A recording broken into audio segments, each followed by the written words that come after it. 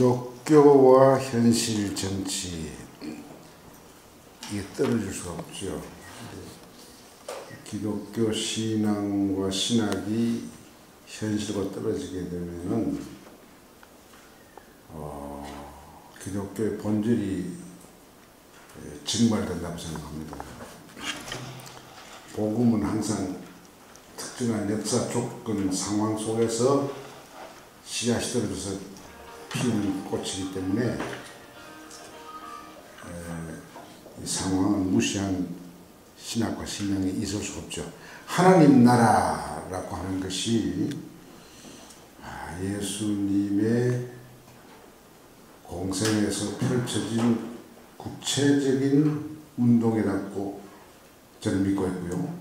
그것이 부활의 예수로 이어지면서 한 단계 더 수준 높게 이 초대교회를 변혁시키고 로마 체제 하에서 엄청난 사회적인 임팩트를 줬다고 저는 확신합니다. 그래서 오늘 이 2017년 우리의 상황 속에서 이 문제를 한번 생각하게 된 걸 저는 기쁘게 생각합니다. 우선 오늘 2017년 오늘의 상황, 제가 오기 전에 이 뉴욕 타임스하고 중국의 환구신 글로벌 타임스를 보고 왔는데 이 사드 문제가 굉장히 심각하더라고요.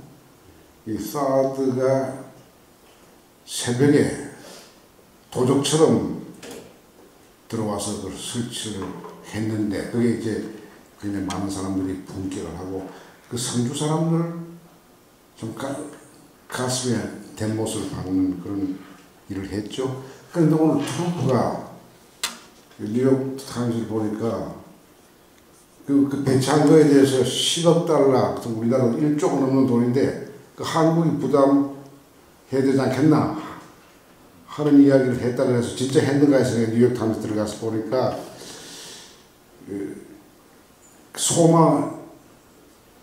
트럼프의 소망을 이야기한 것 같아요. 이게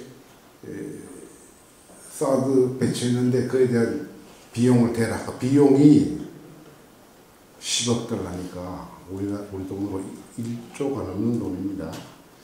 이게 있을 수가 없는 일이죠. 있을 수 없는 일이죠.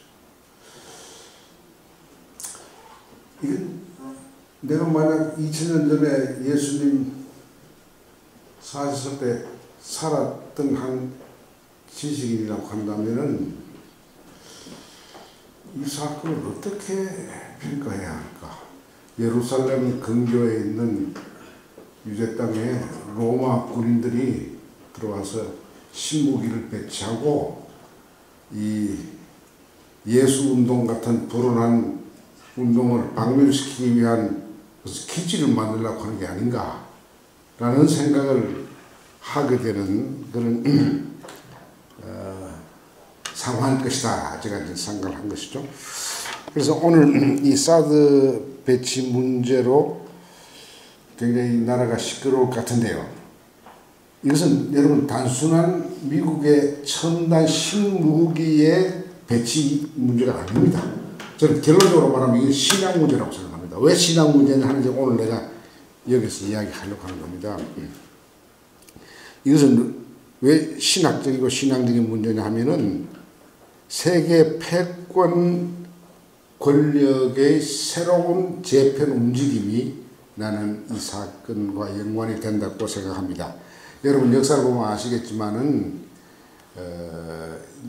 먼저 산업화되고 정치민주화가 이루어지고 개몽시대를 통해서 과학적인 사상을 먼저 받아들였던 서구가 그 힘을 군사력을 통해서 조직화하면서 이 비서방 국가로 소위 서세 동점, 서세 동진 이 움직임이 이 근세의 역사였습니다. 근데 서세 동점의 흐름이 어떤 식으로 흘러왔냐 하면은 바다를 지배함으로써 세계를 지배하는 그 형태로 내려왔습니다. 그러니까 지중해를 점령했던 로마가 세계 패권 체제를 이루게 해서 수백 년 지나오다가 그 지중해를 지배했던 세력이 이 이베리아 반도를 통해서 대서양 쪽으로 건너가는 과정에서 스페인과 포르투갈이 세계를 또 지배를 잠시 했고요. 그 다음에 대서양으로 빠져나가면서 네덜란드를 통해서 영국이 이제 19세기, 20세기 세계를 바다를 지배함으로써 그 영국의 국기가 없는 지구의 구석이 없다고 할 정도로 세계를 지배했죠. 그러다가 20세기 들어와서 가장 큰 바다인 태평양을 관리할 수 있었던 미국이 세계 지배체제가 된 겁니다. 근데 제가 오늘 그 사드 배치 성주가 된 것을 생각하면서 우리의 가슴 아픈 역사를 한번 훑어보고 싶어요. 그래서 그 신학적인 의미를 내가 좀 살펴보고 싶은데요. 지난 120년의 우리의 역사를 보면요. 120년 전 같으면 이제 1895년을 여러분 생각해 보세요. 그때 썩어 빠진 조정이 그야말로 요즘 박근혜, 최순실 비리 못지않게 그 조선조 말에 이 백성들을 수탈하고 억압했습니다. 그 썩어 빠진 조정을 이것을 비판하고 고치려고 하는 동학국민혁명 운동이 일어나게 되니까 그것을 그 당시 이 조선조가 이조 시대에 조정이 국가를 관리할 수가 없어서 자기들 힘으로 그것을 관리를 못하니까 외세인 일본의 힘을 끌어들여서 이것을 탄압하고 이걸 통제하려고 했습니다. 그것이 발단돼서 청과 미국, 일본이 한반도에서 격돌한 게 청일전쟁인데요. 근데 이게 일본은 해양 세력의 대표고 청국은 대륙 세력의 대표인데 이 전쟁에서 치게 되니까 결국은 대륙 세력의 일부가 해양 세력의 식민지로 떨어집니다. 그것이 대만입니다. 대만이 1895년에 일본한테 졌기 때문에 청국이 일본의 식민지가 되었죠. 꼭 10년 후에 1905년 노일 전쟁이 또 한반도에서 터집니다. 왜 한반도 주변에 강대국이 싸우면 왜 우리 땅에 사는지 내가 알 수 없어. 우리 땅과 우리 바다에 사는지. 그거 억울하잖아요. 여러분 그 20년 전에 팔레스타인의 강대국들이 다 북쪽의 강대국은 팔레스타인 통해서 이집트로 내려가고 이집트의 강대국은 또 북쪽으로 올라오고 그 이스라엘 백성이 강대국 사이에서 시달렸기 때문에 그 다니엘서라든지 예언자들의 그 환상 속에 강대국은 다 짐승으로 바다에 사는 괴물로 이야기하잖아요. 그 괴물로 표시하는 강대국에 대한 이스라엘 백성의 뒤에 있는 그 정서를 이해를 해야 합니다. 왜 우리는 이해 못하느냐? 늘 현실과 신학은 따로따로 가르치기 때문에 이해 못하는 것이죠. 하여튼 우리나라에서 해양 세력 일본한테 대륙 세력 러시아가 패배함으로써 1905년 우리 외교권이 박탈되는 을사보호, 소위 을사늑약이 생겨서 우리가 식민지로 떨어지기 시작합니다. 5년 후에 1910년에 이제 해양 세력인 일본에게 러시아 같은 강대한 그 대륙 세력이 패배합니다. 우리 식민지가 그 대가입니다. 그런데요, 우리가 깨달아야 하는 것은 지금 이 시점에 성주에 미국의 사드가 배치되는 이 현실에서 생각해야 할 것은 이때 미국은 이미 태평양 서쪽, 미국은 저 동쪽에 있습니다. 태평양 서쪽인 비율빈을 자기의 관할 지역으로 식민지로 삼을 생각을 하고 있었어요. 그 비율빈의 커미셔너, 총통 같은 거죠. 커미셔너가 테프트인데 나중에 그 사람이 해군 장관 되고 미국 대통령이 됩니다. 이 테프트가 이제 우리가 을사늑약조합으로 외교권 빼앗기고 5년 후에 한일 합병이 되는 그 시점에 비율빈을 관리를 했는데 일본이 혹시 비율빈을 넘나볼까 봐서 일본하고 미국하고 밀약을 합니다. 그게 유명한 테프트 가출하는데, 이 테프트가 그때 빌빈의 커미셔너였지만 나중에 미국의 대통령이 됐다는 사실. 미국 대통령이 되고 티오도르 루즈벨트하고 가까운 사람인데, 티오도르 루즈벨트가 대통령 되는 그 시기에 우리는 같은 해양 세력인 미국과 일본이 결탁해서 한국이 일본의 식민지로 떨어지는 것을 묵인합니다. 그게 지금 2017년 반복되는 듯해요. 미국과 일본이 동맹관계를 맺어서 중국을 억제하기, 대륙 세력인 중국을 억제하기 위해서 연합작전을 하면서 우리 한국을 미일 동맹체제의 하부 체제로 들어오라, 이거란 말이지. 하여튼 그래서 우리가 1910년 해양 세력인 일본에 의해서 강점당하고 30년 동안 착취, 차별, 억압을 당했습니다.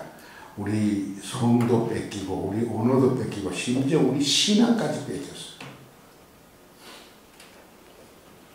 이런 고통을 당하다가 1945년 8월 10월 우리가 2차 대전이 끝나면서 해방이 됐는데요.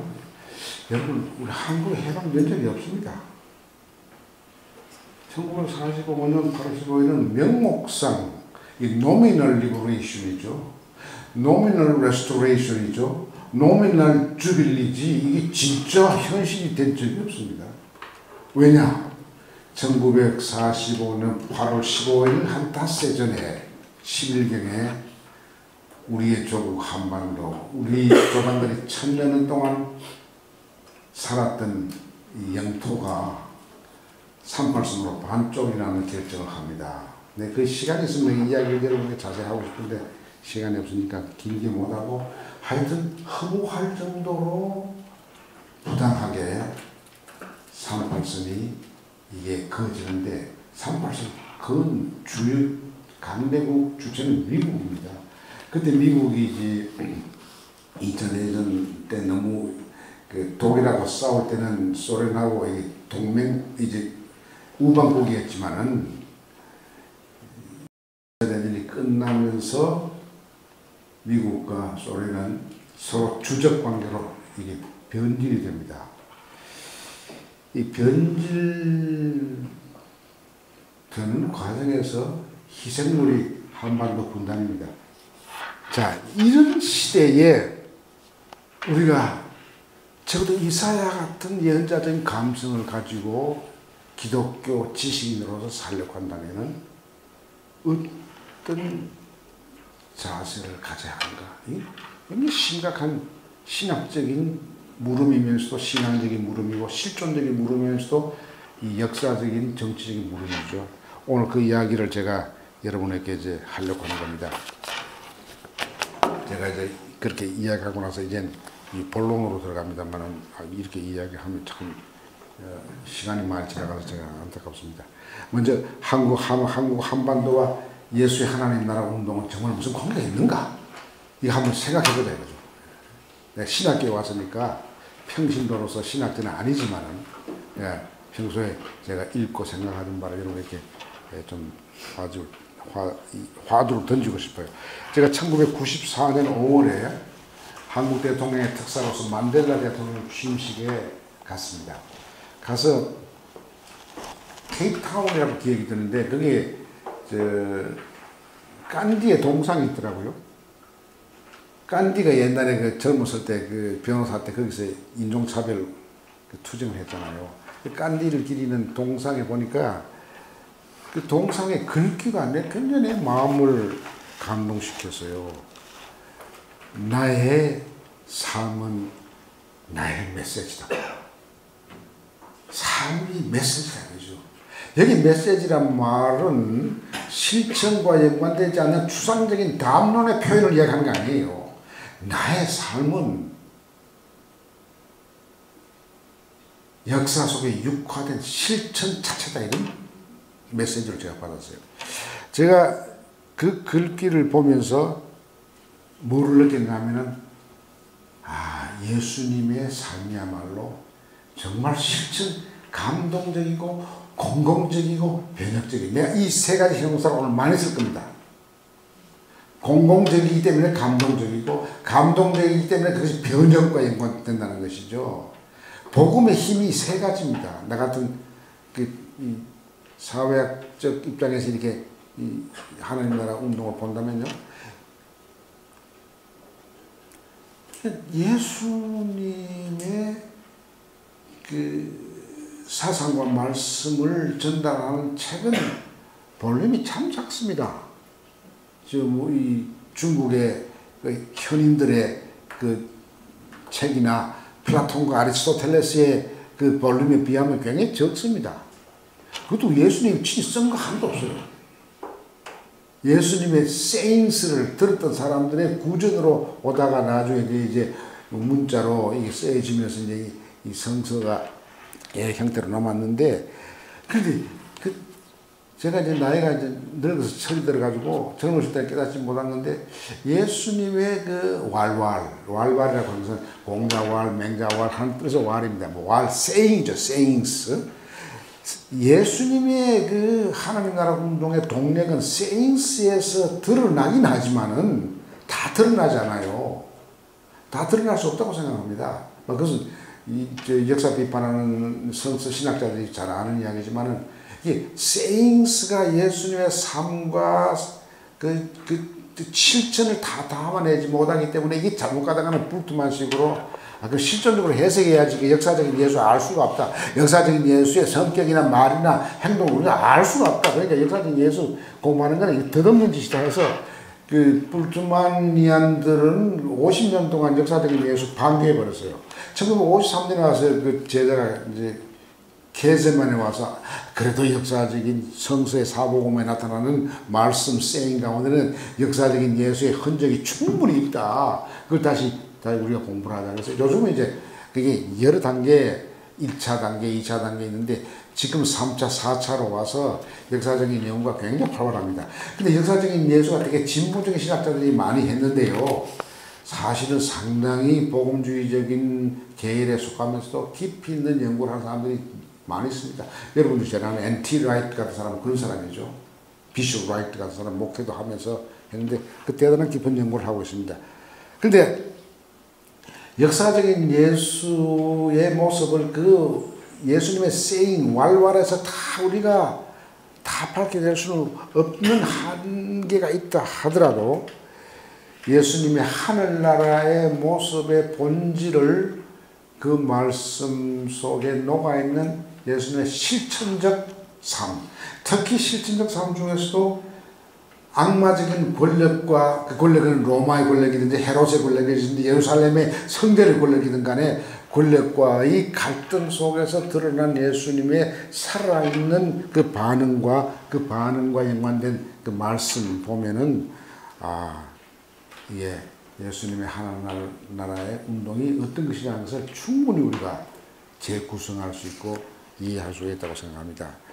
근데 하나 재미있는 것은요, 그 당시 지배적 문화의 문법, 이걸 다른 말로 말하면 그 당시 지배체제의 이데올로기의 관점에서 보면은 예수의 하나님 나라 운동이라고 하는 것은 참 허무하고 어리석고 거침돌이 되고 이해할 수 없는 약자들의 허탈한 고백처럼 들립니다. 이게 아마 사도 바울이 초대교회에서 부활의 예수 복음을 전가할 때 부딪혔던 히랍 문화에서 도무지 예수의 십자가에 죽은 사건을 이걸 해석하니까 그 사람들은 그거는 스탄불림이 불납니다. 그건 어리석은 말이 되느냐 하는 그 부딪혔죠. 그 부딪히면서도 내가 증거하는 것은 이거는 굿뉴스다. 최근에 톰 라이트가 쓴 책 가운데요, 이런 책이 있어요.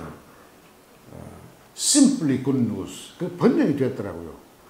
번역이 된 건 난 몰랐는데 지난 주일에 강경민 목사님 교회에서 부활절 고난에 대한 제가 이제 강연하러 갔는데 선물로 그 책 번역한 걸 주는데 읽어보니까 사도 바울의 고민이 바로 내가 지금 느끼는 고민하고 너무 같더라고요.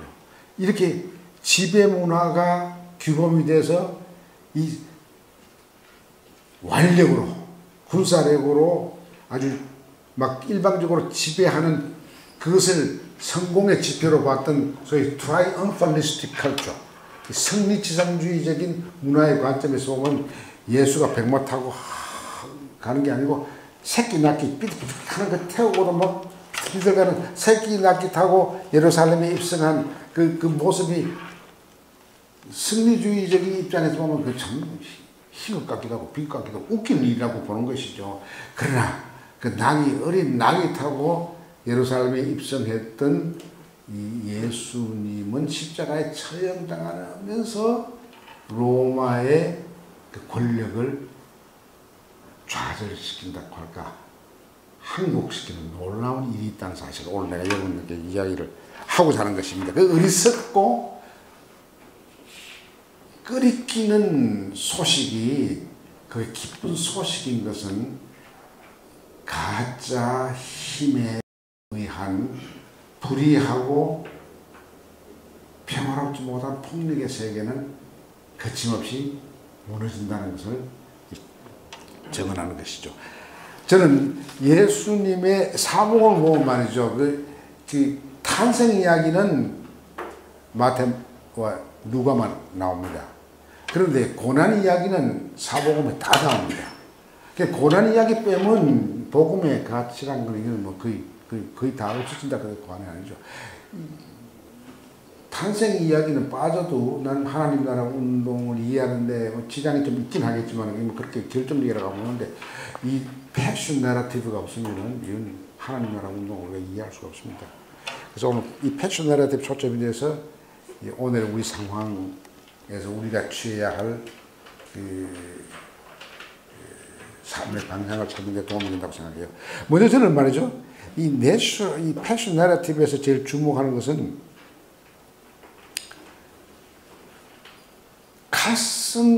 칼을 빼서 마루의 귀를 잘랐던 수제자, 요즘 정치적으로 말하면 수비서실장, 제일 유능한 비서실장, 경호실장이죠. 용감한 경호실장이죠. 칼 빼서 그렇게 탁 치겠습니까? 근데 보니까 그렇게 용감했던 다른 제자들 다 달아나고 그런데 남아서 그렇게 자기 주군을, 스승을, 주님을 보호하기 위해서, 그때 진짜 주님이랑 아니 모를 때지만 베드로가 보호하려고 그렇게 정말 달아나지 않고 이 용기 있게 쳤는데 예수님이 준엄하게 나오셨습니다.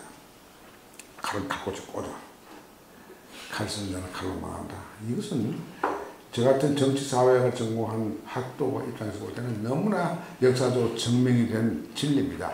모든 제국이 망한 것은 군사비 과용할 때 망하는 겁니다.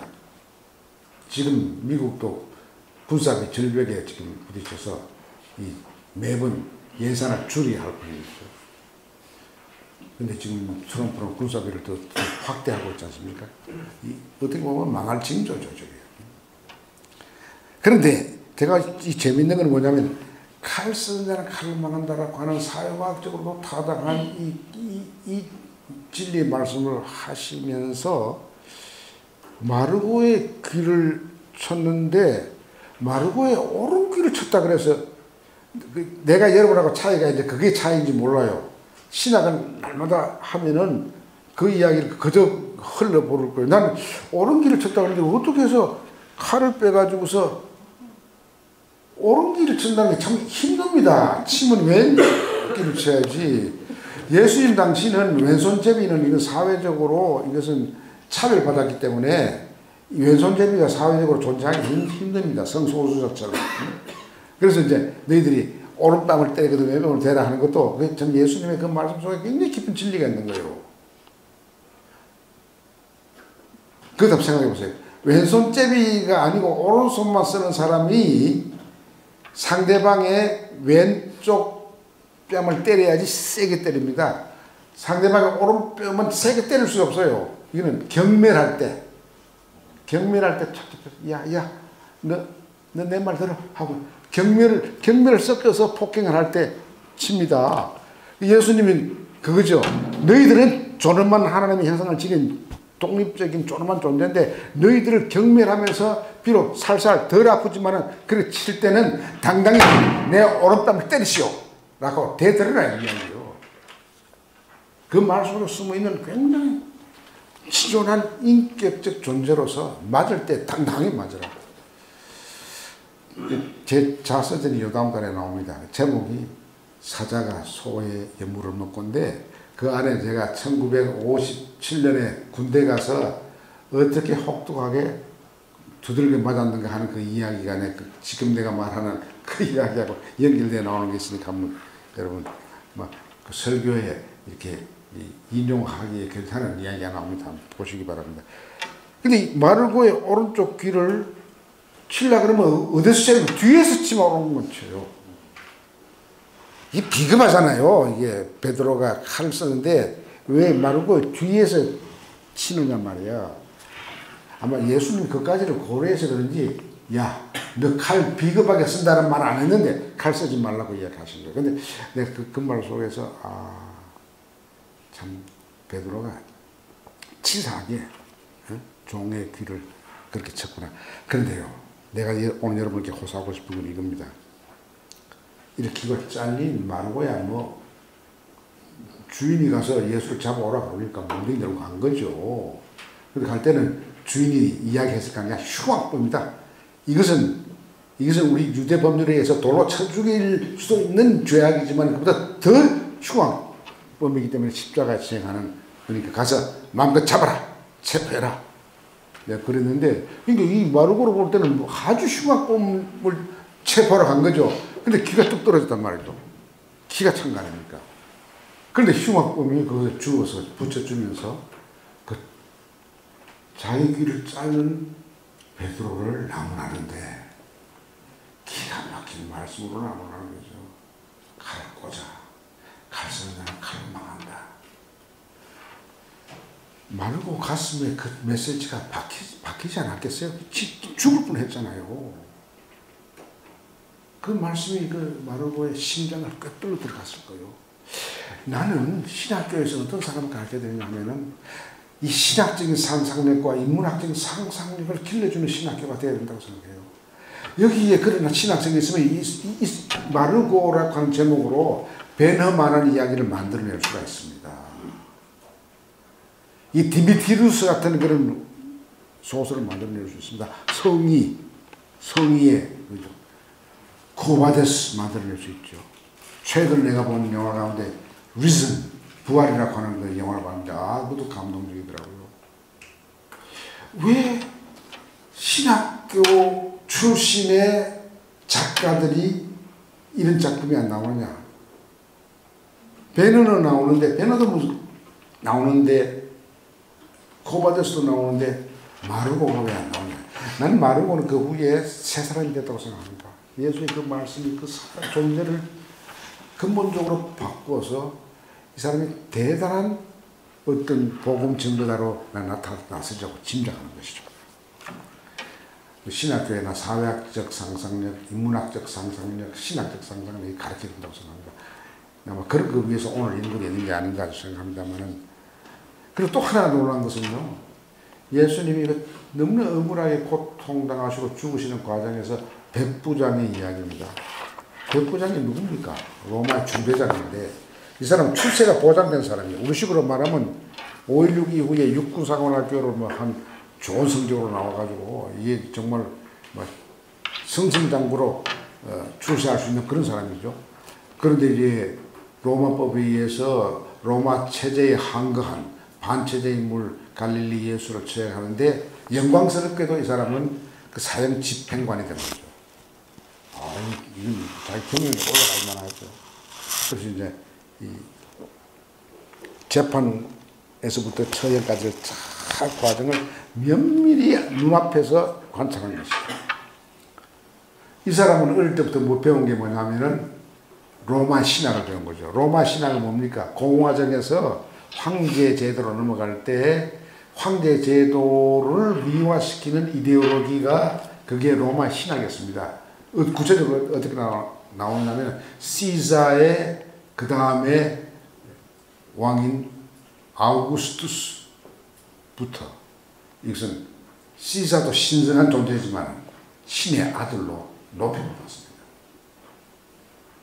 그러니까 공화정 때는 없었는데 이게 황제 제도로 변질되면서 로마는 신국이 됩니다. 신국. 그리고 엠퍼러는 하나님의 아들이 되는 것이죠. 그러니까 그 로마의 황제에 붙인 이름이 그리스도도 되고 메사이아도 되고 로드도 되고 갓도 되고 그걸 되는 것이죠. 이 사람은 백부장이 되기까지 어릴 때부터 그 교육을 받았는데 그 마치 일제시대 제가 덴노헤이카 같은 감히 삼아 신으로 우리가 믿도록 배웠으니까요. 지금도 기억이 교육 치료가 징어머니 고소 하는 그 천황의 목소리가 지금 내 귀에 쟁쟁하다. 천황의 목소리를 들었다고 정말 하나님의 목소리. 근데 이 백부장이 그렇게 교육을 받아서 철저한 로마 신학을 실천하는 군인으로 일하면서 이 예수 십자가 처형의 감독관, 집행자로 봤는데 그 과정에서 제가 시간이 별로 안 원합니다. 여러 너무나 감동적인 이야기. 자기의 상식으로서는 로마의 이데올로기로서는 상상할 수 없는 일들이 자기 어머니에 대해서 하는 말, 요한에게 대해서 하는 말, 그리고 나중에 숨지기 전에는 하나님 저 사람들 용서해 주세요. 저 사람들은 무슨 짓 하는지 자기들이 모르니까 용서해 주세요 하고 돌아가셨는데 자기를 조롱하고 십자가에 못 박고 창으로 찌르고 하는 사람 가해자에 대해서 요만한 원망도 안 하시고 돌아가시는 걸 보고 이 사람이 저절로 누가 시킨 것도 아닌데 예수님이 운명 딱 하자마자 막 속에서 터져나오는 간증이 이분이 갈릴리 청년 이분이 진짜 하나님의 아들이다 이렇게 말합니다. 누가복음에서는 이분이야말로 정말 죄가 없는 의인이다. 의인이란 말은 죄가 요만큼 없다는 이야기지. 그 자신이 성인 중에 성인이다. 나는 82세가 된 오늘까지 교회에서 설교하면서 나 그 이야기를 설교하는 거 한 번도 못 들었어요. 이 감동적인 기가 막힌 이 백부장을 변화시켰다는 말은 뭡니까? 박스 로마나의 권력 자체를 십자가 앞에 무릎 꿇게 한 것이죠. 당신이야말로 진실로 하나님의 아들이라는 말을 뒤집어서 말하면은 나의 황제 시저는 하나님의 아들 아니라는 이야기입니다. 제가 지금 읽고 있는 책이 이게 조금 보수적인 신학자들이 쓴 책인데 제목이 재미있어서 내가 산 겁니다. Jesus is Lord. 이 말은 Caesar is not.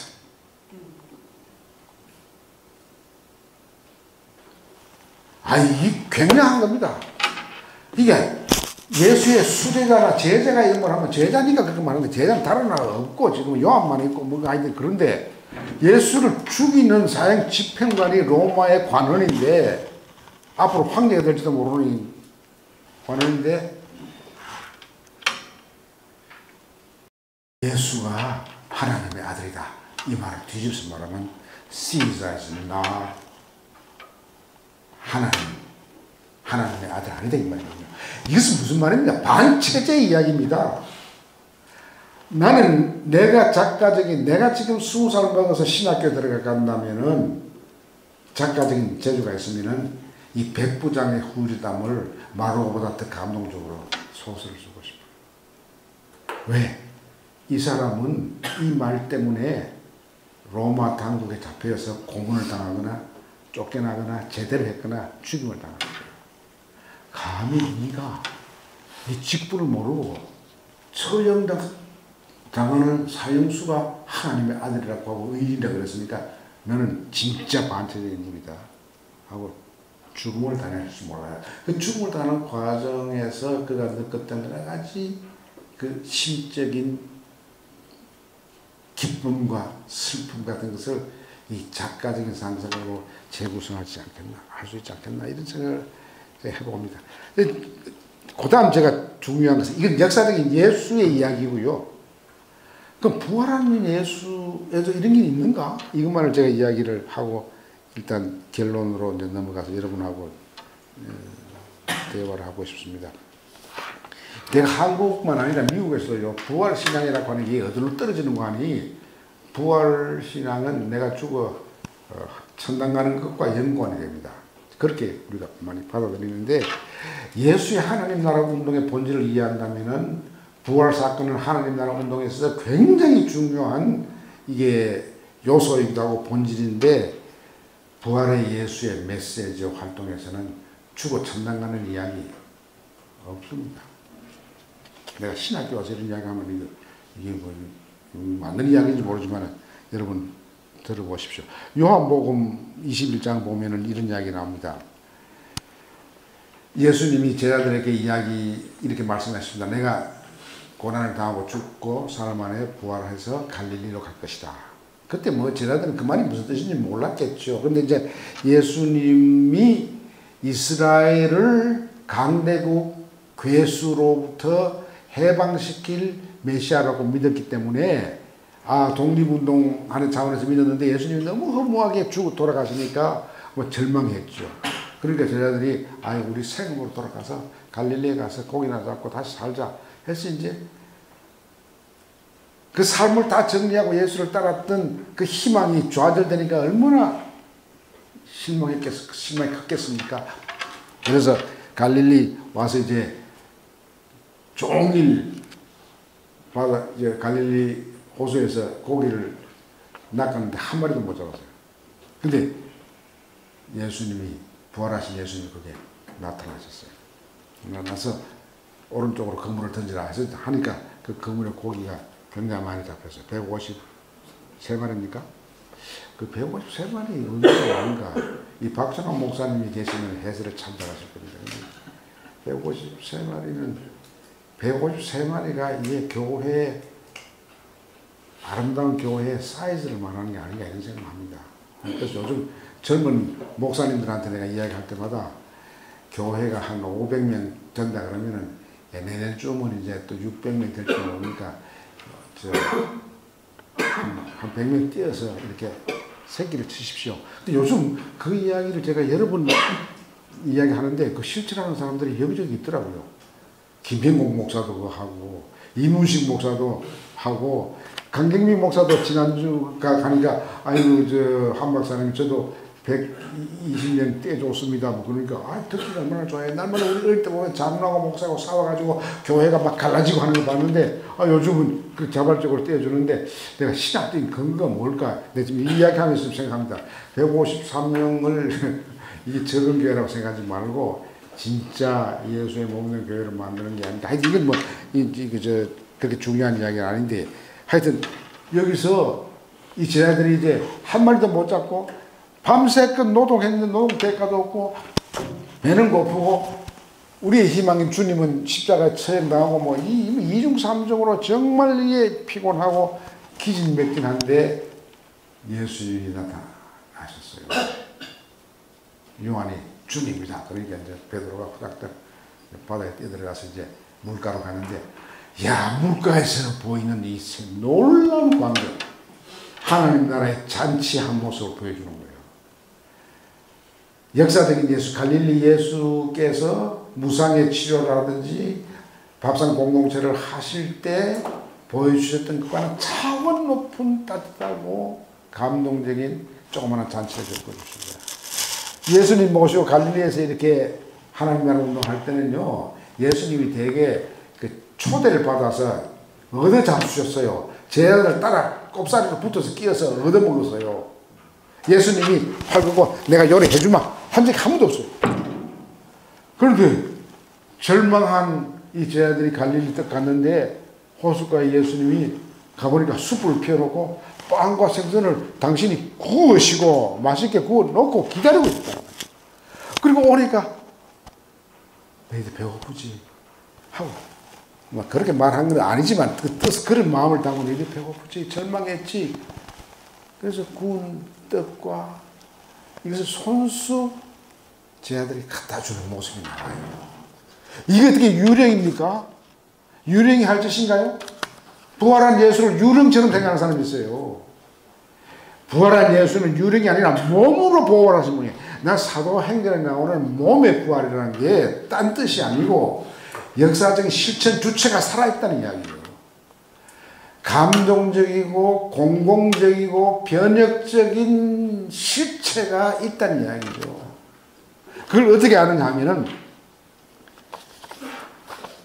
문을 딱 닫고 겁이 나서 체포될까 봐서 벌벌 떨고 이렇게 있는 제자들에게 정말 유령처럼 썩 들어왔어요.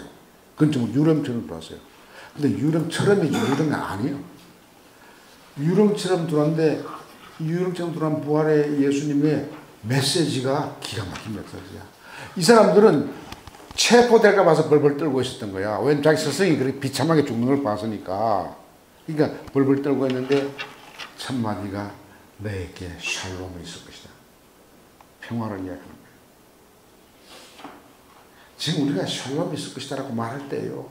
성주의 저 사람들에게 우리 기독교 신자들이 샬롬이 여러분에게 있을지어다 말할 때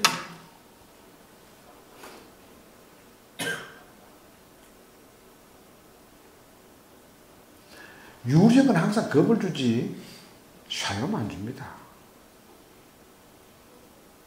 난 어릴 때 우리 누나가 4살 위인 누나가 우리 그 변소는 마당을 건너가야 되니까 변소할 때 나를 깨워서 야 완상아 나 내 변소할 때 누나 변소할 때는 좀 따라와. 겁이 나니까 왜 누나 혼자 왜 못 가? 그 달걀 귀신 나온다 그러잖아. 그 귀신 유령은 무서워하게끔 우리가 어릴 때부터 배웠단 말이죠. 아, 부활의 예수가 유령이라면은 무서워야죠. 뿔 달린 온이라면은 일본에 그 무서워야죠.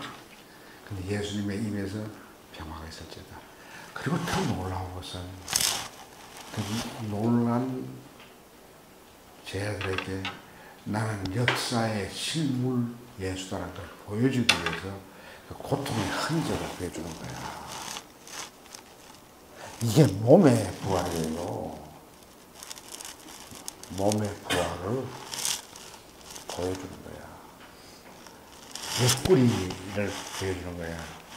도마에게 보여줄 때는 더 드라마틱했어요. 도마가 없었어요. 처음에 나타날 때는. 그러니까 이제 도마가 어디 갔다가 와서 오니까 제자들이 야 너 없을 때 우리 부활한 예수님 봤다. 그러니까 에이 거짓말하지만 난 안 만져보고 내가 직접 안 보고 내가 안 믿겠다 이렇게 했어요. 도마는 철저한 모더니스트였어요. 파스티비스트예요. 실증주의자요. 현대주의자요. 계몽주의의 아들이요. 현대과학을 공부를 한 여러분과 같은 생각을 갖고 있는 사람인데 이 도마에게는 예수님이 가서 만져보라 정도가 아니고 보면 재밌어요. 못은 손가락으로 만져보고 옆구리는 손 쑥 넣어봐라. 그러니까 옆구리에 뻥 뚫린 게 여기보다도 더 컸던 모양이죠. 손가락으로 짚는 게 아니라 주먹으로 쑥 넣어봐라. 이 파스티비스트, 스캡티시스트, 개봉주의 아들 도마가 예수께서 나무라 시장에 하시고 야 이놈 너 왜 내 없을 때 지난번에 너 없던데 너 안 믿었어 하고 나무라지 아니하시고 더 실정주의적으로 보여주시는 거예요. 나 신학교에 그래야 된다고 생각합니다. 한국의 신학대학 들어오는 것 자체가 잘못돼요. 리크루트먼트 프로세스가 잘못됐어요. 제가 미국 망명 생활할 때 유년 신학교를 갔어요. 유년 신학교 가서 여러분한테 쇼킹한 이야기인데 이 하는 걸 용서하세요. 아시아 신학을 공부하는 날 우리가 한 10명 정도 세미나를 듣는데 첫날이니까 각자가 자기 소개하는 거야.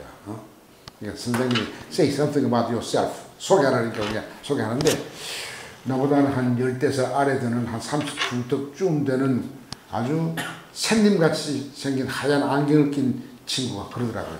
하버드 케미스트리를 졸업하고 큰 회사에서 일을 하다가 내가 여기 신학 공부하러 왔다. 그러니까 물었어요. 왜 그 돈도 잘 벌고 그런데 왜 여기 신학 공부하러 왔냐니까 Because I'm atheist. 난 무신론자다. 그래서 하나님이 있는 거 정말 내가 알고 싶다. 그래서 내가 신학 왔어. 그 이야기 들을 때 한국 같으면 저 사람 신학교 근처도 못 가요. 진짜 에이티스트가 와서 이 하나님을 주님으로 모시는 변화가 있어야 되는데, 나는 그래서 유기농 신학이 많이 열렸다는 걸 들었지만은, 첫날 그 소개하는데 학생들도 다 좋아하고, 이 무신론자들이 와서 예수를 믿게 하는 길이 없다고 이게. 전 유기농 신학교 그것을 생각하면서, 도마에게 깨우침을 주시는 예수의 교수 가르침 방식이 정말 감동적이에요. 주먹으로 넣어봐라. 그러니까 도마가 집어넣었습니까? 안 넣었어요. 도마는 그걸 보고 예수님의 너무나 자상하고 따뜻한 그 사랑의 페다고지 교육 앞에 마치 백부장이 꼬꾸라지듯이 꼬꾸라진 거예요. 꼬꾸라지고 하는 말이 자기 입에서 포스트 모더니즘의 고백이 터져나와요. 나의 주님, 나의 하나님. 이게 도마 입에서 주님까지 나오는 건데 하나님까지 나오는 거는 이 놀라운 이 포스트 모더니즘적인 고백인데요. 왜 이 포스트 모더니즘에는 니힐리즘이 있기 때문에 모든 걸 상대화시키기 때문에 절대 진리는 없다고 믿기 때문에 확신을 가지는 포스트 모더니즘 고백이라고 하는 게 잘 안 나옵니다. 모든 걸 상대화시키니까. 그런데 이 도마의 My Lord, Oh my God 하는 것은 그 포스트 모더니즘적인 고백에서는 볼 수 없는 니힐리즘을 극복한 확신에 찬 고백이에요. 난 이걸 보고 참 깊이 깨닫는 거야. 이게 진짜 신학 교육이구나. 그리고 더 놀라운 거 세 번째 부활의 예수님이 보여주신 게 이겁니다. 요한복음에 보면 이렇게 하시고 나서 뭘 해줬냐 하고 숨을 불어넣어서 이게 창세기 2장 7절에 나오는 겁니까? 흙에 숨을 불어넣어줘서 새로운 창조를 하시는 하나님의 모습을 부활의 주님이 보여주십니다.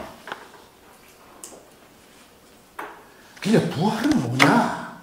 죽어서 천당 가는 그 길을 열어주는 게 아니라 이 세상에서 썩어 빠진 원래 아름다운 하나님께서 참 좋다고 감탄하셨던 그 창조의 아름다움과 선함을 다시 회복하는 재창조의 일이 부활로부터 시작한 거예요. 새하늘과 새 땅을 만드는 작업이 시작된 것이죠. 시작됐죠. 물론 아직도 완성은 안 된 것이죠. 그러면 시작된 거하고 완성 사이에 있는 오늘의 우리의 현실에서 교회가 할 것이 무엇이고 신학교가 할 것이 무엇이냐 하는 게 우리가 지금 고민을 해야 하는 문제죠.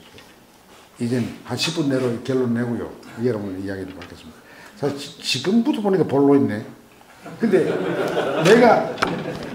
제가요 이까지 이야기하고 나서 느끼는 게 뭐냐. 그러면 already not yet 아직도 하나님의 그 종말론적 완성이 이루어지는 최종 단계를 우리가 미리 맛보고 미리 생각하면서 아직도 악이 극성을 떠는 이 현실에서 우리가 할 것이 뭐냐. 거기에 예수님의 원수 사랑이라고 하는 그 말씀이 절박하게 내 가슴을 치는 거야. 너희들이 해야 할 것은 원수 사랑하는 것이다. 왜? 원수를 사랑하는 것만이 원수를 악으로부터 해방시키는 것이다. 원수를 악으로부터 해방시키면서 동시에 너희들 속에 있는 악으로부터 너희들도 해방되는 것이다. 라는 이야기입니다. 이 이야기를 하기 위해서 예수님이 산상수훈의 말씀은 대체로 역사적인 예수님의 authentic saying이라고 생각합니다. 예수님이 직접 하신 거라고 생각하고, 특히 원수 사랑이라고 하는 것은 제가 마지널 주라고 하는 그 3부작 큰 걸 쓴 그 마이어 교수의 책을 보면 앞에 방법론이 나오는데, 거기 원수 사랑이라고 하는 원수를 사랑하라고 하는 말이 정말 역사적인 예수께서 하신 말씀인가에 대해서 유명한 소위 Criterion of Dissimilarity, 그 차이의 기준에 의해서 이것은 예수님이 한 말이라고 하는 것을 마야같이 해석을 합니다. 그런데 우리는 예수님이 그 이야기를 했다고 생각해요. 그런데 그 원수를 사랑하라, 이 말은 받아들이기가 참 힘든 현실적인 이야기입니다. 그 20년 내내 지금이랑 꼭 마찬가지예요. 그래서 예수님이 산 위에서 마태복음 5장에 팔복을 이야기하면서 가장 큰 복이 그 안에 사실은 7절입니까? 9절입니까?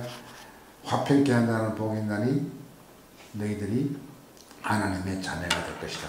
하나님의 자녀가 되면은 하나님 나라는 내 거고, 하나님은 자녀인데요. 뭐 하나님 보는 것도 따라오는 거니까, 부수적인 거니까 하나님의 자녀가 되는 게 가장 큰 축복인데, 그 축복을 받는 사람은 누구냐 하면 피스메이커라고 그랬어요. 근데 그 이야기를 했을 때 뭐 난 그 청중들이나 제자들이 이해 못했다고 생각해요. 예수님도 쟤들이 이해 못했구나 하는 걸 대번에 알았기 때문에 마태복음 5장 넘어서 5장 43절에서부터 45절 보면은 그걸 다시 리프레이스, 다시 풉니다. 어떻게 푸느냐면은 이 사람들이 익숙했던 율법과 대비해서 나의 하나님 나라의 이 진리를 증거해 되겠구나 해서 너희들은 원수를 사랑하고 이웃을 사랑하고 원수를 미워하라는 말을 많이 들었지만은 율법에서 난 너에게 말하노니 하고 율법을 휘떡 뒤집어서 원수를 사랑하라. 그리고 그리하면 너희들이 하나님의 자녀가 될 것이다. 하나님의 자녀가 된다는 걸 꼭 같은 결론을 도달하기 위해서 하나님의 평화를 만들어라. 그 이해를 잘 못하니까 원수를 사랑하라. 딱 보니까 이해를 한 것 같은데 굉장히 불편해하는 것 같단 말이죠. 불편하지요. 지금 제 이야기 하는 여러분께도 불편하죠. 제가 이렇게 말하면서도 이 말이 나에게 불편합니다. 사실 실천하기가 힘드니까요. 제가 이모 노인을 통일부 총리할 때 보냈을 때 얼마나 많은 욕을 교회 안팎에서 들었는데요. 이게 얼마나 불편한 이야기라고 하면 내가 가슴을 느꼈습니다. 그러니까 예수님이 3단계에서 원수 사랑이 얼마나 중요하다는 것을, 이웃 사랑과 견줄 수 없이 중요하다는 것을 다시 설명하기 위해서 누가복음 10장에서 굿 사마리탄 이야기를 하신 것 같아요. 굿 사마리탄 그 비유가 나온 배경은 율법사가 자기는 이웃도 사랑하고 하나님도 사랑했기 때문에 구원받았다고, 영생받았다고 자신하고 예수를 시험하기 위해서 질문했는데 예수님이 초점은 왈왈에 있는 게 아니고 너 실천하라. 논리에 있는 게 아니고 실천에 있다. 그러니까 이 사람이 못쓰게져 가지고 자기가 고민하는 기본적인, 그 당시 아마 이 율법주의 학파들이 가졌던 입장 같아요. 이웃은, 이방인은 이웃이 아니다. 이스라엘 백성, 할례 받은 백성들만 서로 이웃이지 그 밖은 이웃이 아니다라고 하는 확고한 신념을 가졌던 이 사람이 예수에게 도전한 것이죠. 이웃이 누굽니까? 당신은 이웃 아닌 이방인도 이웃으로 보겠지요? 하고 이제 그 사람의 마치 당신이 종북 좌파다라고 하는 것을 이렇게 드러내기 위해서 시험을 던진 질문이 바로 이웃이 누구냐 하는 질문이라고 생각합니다. 거기에 대한 예수의 대답에서 나온 게 굿사마리탄인데요. 굿사마리탄의 그 스토리가 너무나 깊은 뜻이 겹겹이 있어서 제가 30-40년 동안 그걸 읽으면서 매번 다른 의미를 가르쳤습니다. 근데 이웃이 누구냐 했을 때 예수님은 그 대답에서 막 깜짝 놀랄 혁명적인 이야기를 하는 거야. 너희들 생각할 때 쌍놈, 잡종, 불순하고 더러운 사마리아 사람 이웃 아니지?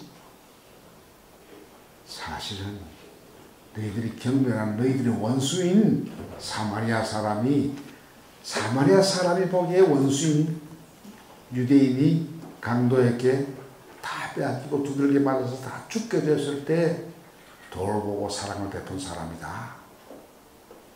너희 유대인들이 이웃 사랑을 실천한 게 아니라 사마리아 쌍놈 너희 원수가 진짜 이웃사랑을 실천했다. 왜 진짜 이웃사랑이냐? 가짜가 아니고 맞아 다 죽게 된 그 유대인도 사마리아에게는 원수란 말이죠. 임에도 불구하고 자기가 가진 거 다 주잖아요. 기름과 포도주와 시간과 아이티너리와 프로그램과 아프터 서비스와 이 토탈 케어 다 주잖아요. 이거는 엄청난 혁명적인 가르침이에요. 너희들의 기존의 신학적인 파라다임을 완전히 그 업사이드 다운 바꾸지 않고서는 안 된다는 이야기예요. 거기 가서야 그 율법사가 꼼짝없이 자기가 부정하고 싶은 진리를 긍정하게 돼요. 예수님이 이 세 사람 가운데 누가 강도 만난 사람이 이웃이 되었느냐? 이웃이 되었느냐 물어요. 이웃이 되었느냐? 그 사람은 이웃이 누구냐라고 하는 존재론적인 질문인데, 스태틱한 정적인 질문인데, 예수님은 누가 이웃으로 실천했느냐? 했는데 이렇게 물어요.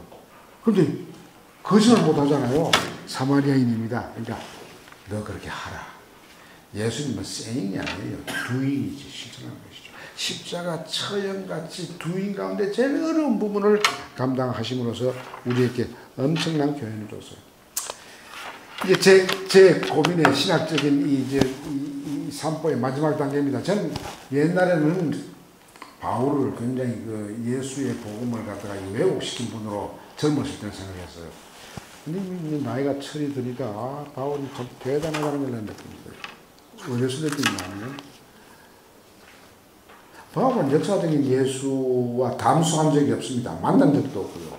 같은 시대인데 뭐 나 확실히 모르지만 한 10살 이상은 차이가 나지 않겠는가 생각하는데, 여하튼 그 동시대 인물인데 한 번도 본 적이 있고, 소문을 듣고 나중에 그 예수의 부활을 증언하는 저놈들은 사이비 종교들이니까 저는 때려잡아야 된다 생각한 사람이죠. 그래서 스테반 때려 죽일 때, 돌로 죽일 때 그게 증인으로 검사처럼 이렇게 참여한 사람이죠.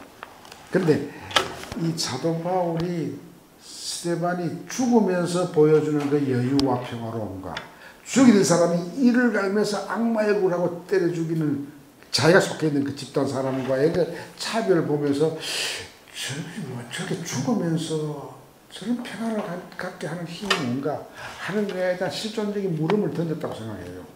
그 번민을 했다고 생각해요. 그게 복음의 힘이죠. 예수가 그렇게 원수를 사랑, 용서를 해주면서 죽는 거 보고 백부장이 깎으러졌듯이 바울도 그렇게 경험을 하지 않았나 생각해요. 그래서 나중에 이제 다메섹에서 만났을 때, 네가 핍박하는 예수다 그랬을 때 꼬꾸라진 것이죠. 근데 이 꼬꾸라지고 나서 역사적인 예수는 보지 못하고 이제 부활 승천한 예수의 목소리만 들었는데, 로마서 보면요, 로마서가 이신칭의의 그 신학의 아주 가장 중요한 텍스트라고 보는데, 그것도 사실일지 모르지만은 그 12장에 보면은 역사적인 예수의 목소리가 들려요. 옛날 때는 그 산후에서 예수님의 설교의 말씀으로 듣지 못했어요. 로마서 12장 19절, 20절, 21절 보면은 원수가 줄이거든 먹을 것을 마실 것을 주라. 원수 갚는 일 너희들이 생각하지 마라. 너희들이 원수 갚는 일 하는 거 아니야. 교회도 너희들 북한을 사탄으로 보고 때려 죽이라고 하는 그런 일을 하라고 하는 거 아니야. 그건 하나님이 하시는 거야.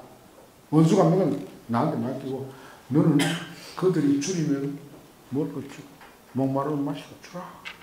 그렇게 하면 어떻게 되느냐. 그 머리에 숯불을 얹어놓으면 효과가 난다. 숯불을 얹어놓으면 얼굴이 벌겋게 되죠. 얼굴이 벌겋게 된다는 메타포의 핵심은 이미 그 속에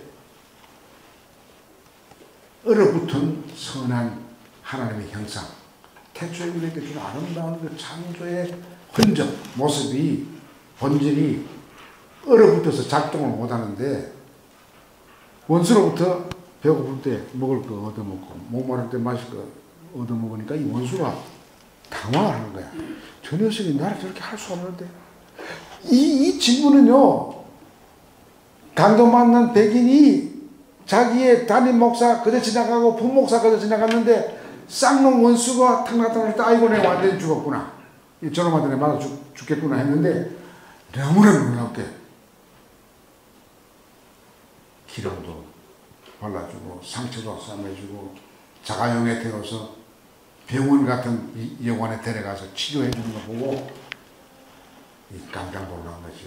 꼭 같은 놀라움이 여기 있다고 저는 생각합니다. 그래서 이 원수가 부끄러워하기 시작한 거예요. 부끄러워하기 시작한다는 게 얼굴이 달아오르는 거죠. 숯불을 얹어놓으면 얼굴이 붉어지는 것을 그 속에 얼어붙었던 양심의 부활을 통해서 부끄러움을 하죠. 박근혜의 가장 큰 잘못이 뭐냐.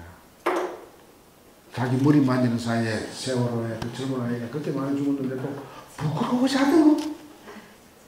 그게 제일 잘못된 거. 무능하다. 무책임이다. 무소신이다. 봐줄 수 있어요. 그냥 무치 부끄러워하지 않는다는 것은 이거는 신명한 창조의 하나님께서 우리에게 존재론적으로 집어넣어줬던 은총의 형상이 쭉 살린다는 이야기인데 저는 그것을 볼 때 이걸 뭐라고 이야기할까. 그래서 발성. 왜 발성이란 말을 생각하면 우리에게는 발악이란 말을 많이 씁니다. 발악한다. 악이 막 생기는 거죠. 발악하면 전쟁도 하고 막 사람도 죽이고 하죠. 공도 파괴하고 갑질하는 것이죠. 근데 발성하게 되면은 부끄러워하면서 자기를 변화시키고 사자가 발성하게 되면은 소가 음식으로 보이는 게 아니고 소의 풀이 음식으로 보이는 거죠. 소의 풀을 같이 뜯어먹는 밥상에 둘러는 가족이 되는 것이죠. 그 평화와 공의가 이루어지는 것이죠. 그걸 내가 지금 이야기하는 겁니다. 과연 이런 하나님 나라의 복음이 2017년 사드가 새벽에 도적처럼 배치되는 이 비극의 현실에서 우리 기독교인들이 가져야 할 자세가 뭔가 가르쳐 주는 거라고 생각합니다. 먼저 성도 사람들의 아픈 마음을 달래주고 그렇게 하는 사람들에게 발성할 수 있도록 그 머리에 숯불을 얹어놓는 것이 그게 선교가 할 일이죠.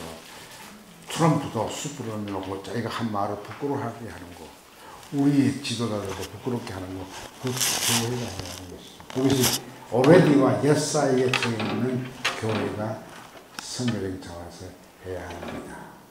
근데 그걸 안 하고 죽고 참담하는 이야기는 참 하는데 나는 뭐 진보적인 크로상의 이야기는 정당 이야기를 별로 안 하니까 뭐 별로 별로 없지만은 NT 라이트 같은 사람은 Surprised by Hope라고 하는 그 책에서 한번 보세요. 그 가장 서구 기독교와 오늘의 세계 교회가 잘못 복음을 가르치는 것은 부활을 죽어서 전당하는 것으로 가르치는 현대판 나스티시즘이나 현대판 도키티즘이나 현대판 니오 플라토니즘 이게 문제다 그죠. 명상하면은 명상으로 다 복음 진리에 도달한다고 생각하는 이런 식의 교육이 신학교육이 참 잘못된 것이죠. 그야말로 피땀을 흘린 몸의 자국을 보면서 그 예수님의 그 몸은 우리 이 몸과 썩을 몸이 아닙니다. 안 썩는 아름다운 그 몸을 우리도 입고 우리가 주님과 함께 이 크로상의 이야기입니다. 콜라보라티브 에스카톤 하나님과 주님과 함께 협동적으로 새 하늘과 새 땅을 만드는 일에 우리가 몸을 던지는 기쁨. 근데 그거 언제 올지 모르니까 그 종말론적 마지막 그 운동을 이게 계시록 20장에 나오는 그 모습을 늘 우리가 앞당에 맛보면서 그 일을 하자 이런 말이죠.